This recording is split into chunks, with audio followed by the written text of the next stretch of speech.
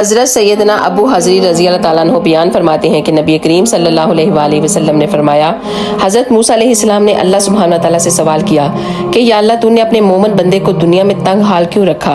اتنے میں حضرت موسیٰ علیہ السلام کے لیے جنت کا دروازہ کھول دیا گیا۔ پھر اللہ نے فرمایا کہ اے موسیٰ، یہ جنت میں نے اس مومن کے لیے ہی تیار کی ہے۔ پھر حضرت موسیٰ علیہ السلام نے کہا کہ اے اللہ، اگر اس مومن کے دونوں ہاتھ اور پاؤں کٹے ہوئے ہوں اور پھر اس کو یوم ولادت سے لے کر روز قیامت تک چہرے کے بل گھسیٹے جا رہا ہو، لیکن اس کا انجام جنت ہو، تو وہ یوں سمجھے گا کہ اس نے کوئی تنگی دیکھی ہی نہیں۔ پھر حضرت موسیٰ علیہ السلام نے ایک اور سوال کیا کہ یا اللہ تو نے کافر کے لیے دنیا میں بڑی وسعت پیدا کی ہے۔ اتنے میں حضرت موسیٰ علیہ السلام کے لیے جہنم کا دروازہ کھول دیا گیا اور اللہ نے فرمایا کہ اے موسیٰ، یہ جہنم اسی کافر کے لیے تیار کی گئی ہے۔ پھر حضرت موسیٰ علیہ السلام نے کہا کہ اگر کافر کو اس کے یوم تہلیک سے لے کر یوم قیامت تک دنیا دے دی جائے، لیکن اگر اس کا انجام جہنم ہو، تو وہ یہ سمجھے گا کہ اس نے کبھی